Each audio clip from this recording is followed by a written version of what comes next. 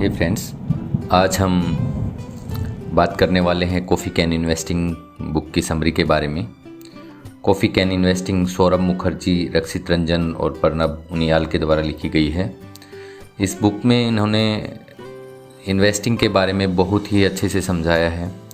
आज हम यहाँ पे कुछ जो नेचुरली एक इन्वेस्टर मिस्टेक करता है, जो गलतियाँ करता है, उनके बारे में डिस्कस करेंगे।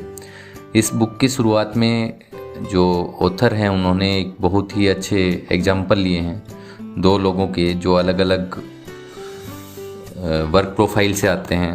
पहला है मिस्टर तलवार, जो कि एक कॉरपोरेट एम्प्लॉय हैं। वो जैसे कि अपनी एक कॉरपोरेट एम्प्लॉय की या किसी भी एक एम्प्लॉय की जो नेचुरली एक लाइफ होती है कि वो जॉब लगता है, एक अच्छी सैलरी लेता है, सैलरी को बढ़ाने के लिए कोशिश करता रहता है, लेकिन जैसे जैसे सैलरी बढ़ती है वैसे वैसे उसके खर्चे बढ़ते हैं। उसकी ज़्यादा से ज़्यादा कमाई क्या होती है, वो एक फ्लैट ख़रीद लेता है अगर सिटी में रहता है तो, एक के बाद में वो दूसरा कर लेता है। इसी तरह से वो अपने लॉन्ग टर्म के जो गोल हैं उनको कभी अचीव नहीं कर पाता है और पूरी लाइफ उस पैसे के पीछे भागता रहता है। सेम उसने दूसरा जो एग्जाम्पल लिया है वो मिस्टर सांघवी का लिया है। मिस्टर सांघवी एक इंडस्ट्रियलिस्ट हैं। उनकी कंपनी लास्ट तक आते आते दिवालिया हो जाती है और जो उनके जो मंथली जो खर्चे होते हैं वो उनको पूरा करने में कितने असमर्थ हैं, क्योंकि लाइफ टाइम में वो उस तरह की इन्वेस्टिंग पे ध्यान नहीं देते। आज की डेट में हम वैसे भी अगर हम हर रोज़ देखें तो आज जो भी नए ट्रेडर्स जो भी हर महीने जितने सारे लोग इन्वेस्टिंग के लिए आ रहे हैं वो मेनली ट्रेडिंग में फंस के रह जा रहे हैं। और इसके बारे में आपने भी सुना होगा कि सिर्फ 5% हैं, 5 से भी कम लोग हैं जो इस सब में कुछ फ़ायदा ले रहे हैं, बाकी सभी नुकसान ही उठा रहे हैं। और फिर बाद में वो स्टॉक मार्केट को गाली देते हैं, स्टॉक मार्केट के बारे में उल्टा सीधा कहते हैं और सभी को बताते हैं कि एक जुआ है। बट वो इस चीज़ के बारे में सीखना ही नहीं चाहते हैं, इस चीज़ के बारे में देखते ही नहीं हैं। नॉर्मली अपनी जो इन्वेस्टिंग होती है, अपने को जो गांव में है एफडी पे लोग ज़्यादा से ज़्यादा ध्यान देते हैं। उसका रिटर्न आपने देखा होगा कितना है, 6% 8% मैक्सिमम से मैक्सिमम रिटर्न होता है। बट जो अपनी इंडिया की क्या, अगर वर्ल्ड इकोनॉमी को भी देखें तो वहाँ पे जो ओवरऑल इन्फ्लेशन रेट है वो भी 6 से 8% चल रहा है। तो आपका जो वैल्यू है, पैसे का जो वैल्यू है वो डिप्रिसिएट ही हो रहा है, ना कि कहीं भी बढ़ रहा है। तो इसी तरह से जो पहला उदाहरण यहाँ पे ऑथर ने लिया है वो मिस्टर तलवार का है। मिस्टर तलवार एक पहला फ्लैट ख़रीदते हैं, उसके बाद में उसकी अच्छी अप्रिसिएशन होती है। जैसे वो नोएडा में ख़रीदते हैं, आज की डेट में हर सिटी में जो कॉस्ट है ज़मीन का वो बहुत ज़्यादा अप्रिसिएट हो रहा है। उस वक्त उसको लगता है कि बहुत ज़्यादा पैसे बढ़ रहे हैं, लेकिन क्या वो जिस घर में रह रहा है उसको तो बेचेगा नहीं, वो उसका एक उसके साथ में लगाव हो जाता है। तो उसको जस्ट एक फील कर सकता है कि मेरे पास इतने पैसे का फ्लैट है, इतने पैसे का घर है, बट उसके वो किसी और काम का तो नहीं है।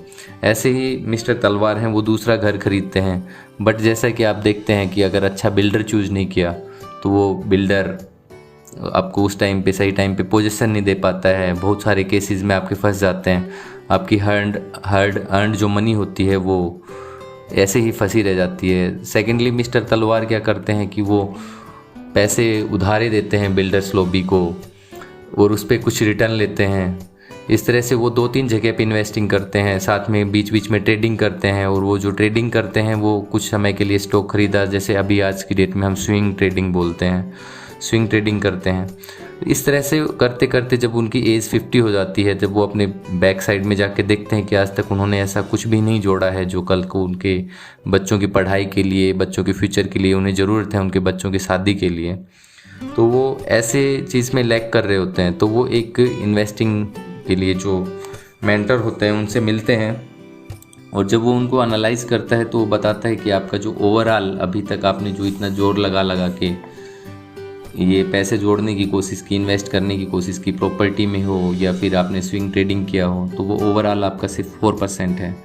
सेम वे में वो मिस्टर सांघवी का पोर्टफोलियो चेक करते हैं कि मिस्टर सांघवी ने आज तक क्या किया है, उनको आगे कितनी रिक्वायरमेंट होगी, तो उनका भी जो ओवरऑल अभी तक का जो इन्वेस्टमेंट का रिटर्न है वो नील के बराबर होता है। तो इस तरह से इस सब में यही बताया गया है। इस बुक की आगे जो हम समरी है उस पर डिस्कस करेंगे, जो कि मैं इंग्लिश में आपको रीड करके बताता हूँ। जो हम सभी मिस्टेक करते हैं वो मिस्टर तलवार और मिस्टर सांघवी की तरह से करते हैं। उसमें जो फर्स्ट है that is one is no clear investment objective oblique plan.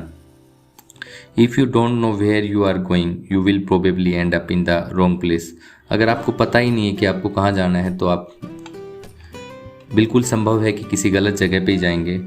There is one of the biggest mistake that most investors tend to make while starting investment. They do not have their life objective goal in mind when they invest.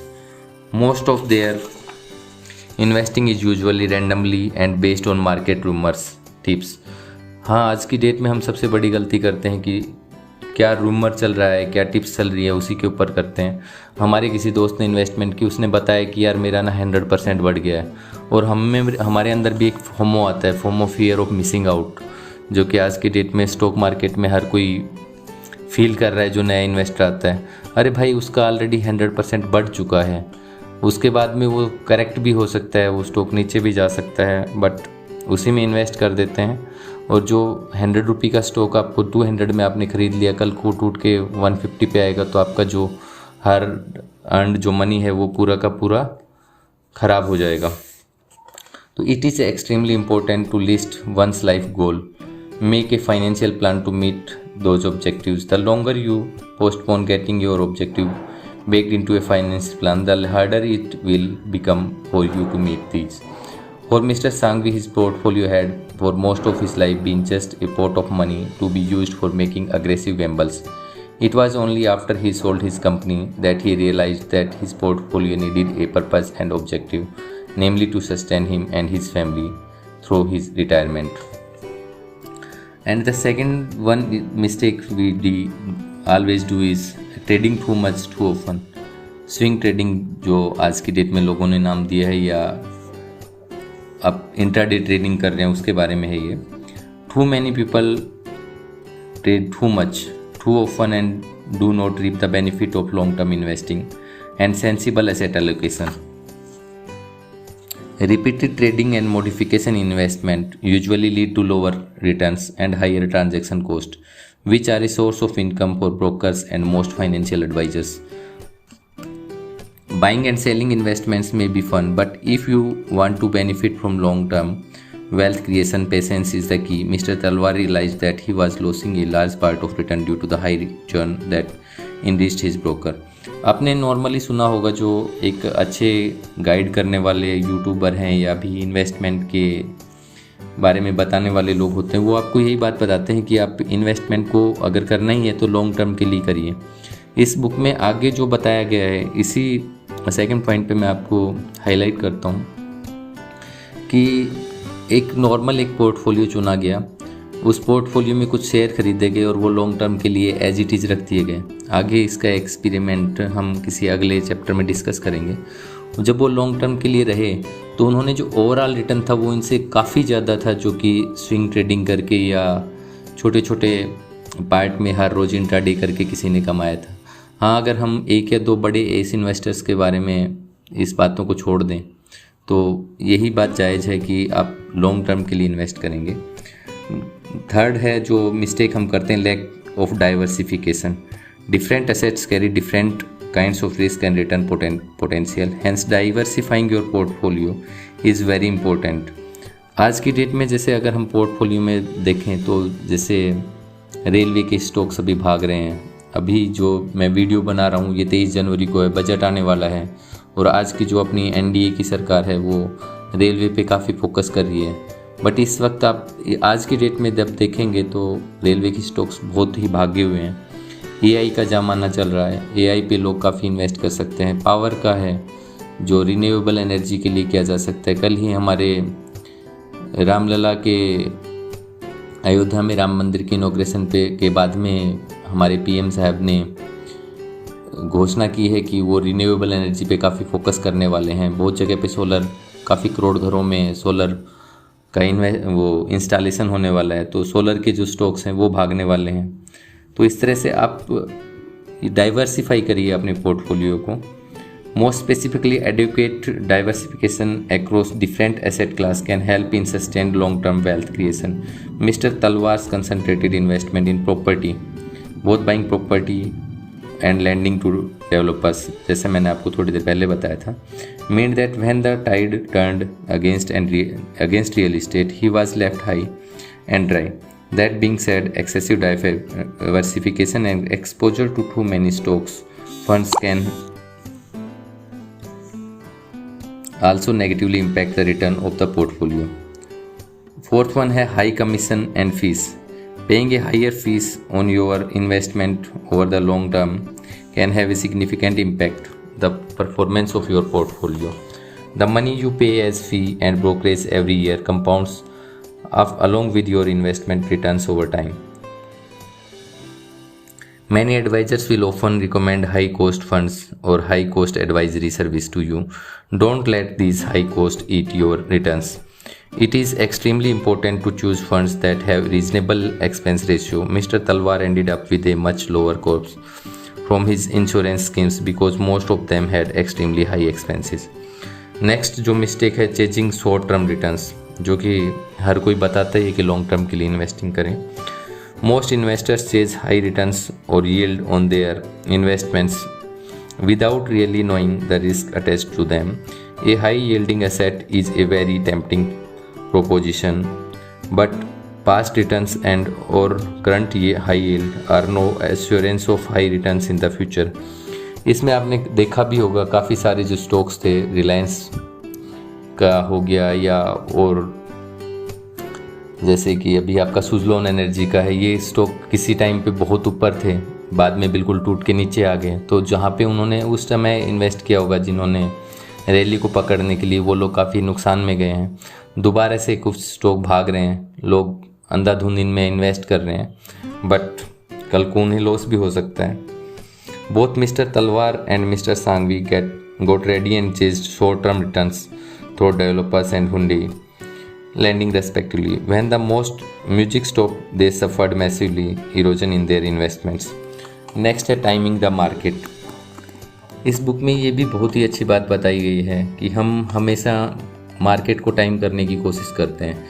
काफ़ी सारे अच्छे जो investors हैं उन्होंने आपको बताया होगा SIP करने के लिए, सिस्टमेटिक इन्वेस्टमेंट आप प्लान जो करते हैं उसमें आपको मार्केट को टाइम नहीं करने की ज़रूरत होती है. अगर मार्केट हाई पे भी है फिर आगे लो पे भी जाती है तो आपका जो रिटर्न है वो रेगुलराइज हो जाता है थोड़ा. आप टाइमिंग करते हैं तो कई बार आप बहुत हाई पे स्टॉक को बाई कर लेते हैं और वो कल को आपको नुकसान दे जाता है. Timing the market do not move linearly and are inherently volatile. Whilst there are indicators of various kinds that reflects the market trend at any given point of time, this does not mean that one can accurately determine when to enter or exit the markets. The belief that one can catch the top and bottom is a myth. Mr. Sanghvi ended up losing crores in trying to time the market. The market taught him, as he teaches all of us, that you only end up losing money in this game. Next thing जो हमने video की शुरुआत में ही discuss की थी, ignoring inflation and taxes.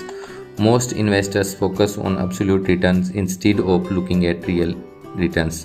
To arrive at actual returns from your investment you need to adjust for the impact of inflation and taxes. Mister Talwar was losing most of his equity returns because his holding period was less than a year, and that meant that even if he made money on stocks, the taxman took away 15% of his gains. Also, both these gentlemen held gold, believing it to be a great asset, but on an inflation adjusted basis, gold did not deliver too much for them. In the 27 years since he started working in 1990, gold delivered an inflation adjusted return of just 2% per annum for Mr. Talwar. अगर किसी ने 1990 में invest किया तो जो overall CAGR थी वो 9.35% थी, गोल्ड से 11.2 लाख हुए. बट अगर हम एडजस्ट करते हैं उसको इन्फ्लेशन के साथ में तो उससे जो ओवरऑल फ़ायदा हुआ वो सिर्फ 1.7 लाख रुपीज़ का फ़ायदा हुआ. तो इन्हीं सब के लिए जो ऑथर है उन्होंने कॉफ़ी कैन मैनिफेस्टो के बारे में बताया है. जिसमें आप कुछ स्टॉक्स को पिकअप करते हैं जिनका हाई CAGR होता है, ROC को होता है। इन पे 15% से ज़्यादा पे उन्होंने फ़िल्टर लगा के स्टॉक्स को चूज किया है कि कंपनी कितना इन्वेस्टमेंट पे रिटर्न आपको प्रोवाइड कर सकती है। इसके बारे में हम किसी नेक्स्ट वीडियो में डिस्कस करेंगे, और आप भी अपना समय निकाल के इस बुक को ज़रूर पढ़ें, काफ़ी काम आने वाली है। अगर आप स्टॉक मार्केट या इन्वेस्टिंग में जाना चाह रहे हैं तो उससे पहले आपको नॉलेज ज़रूर होनी चाहिए। थैंक्स।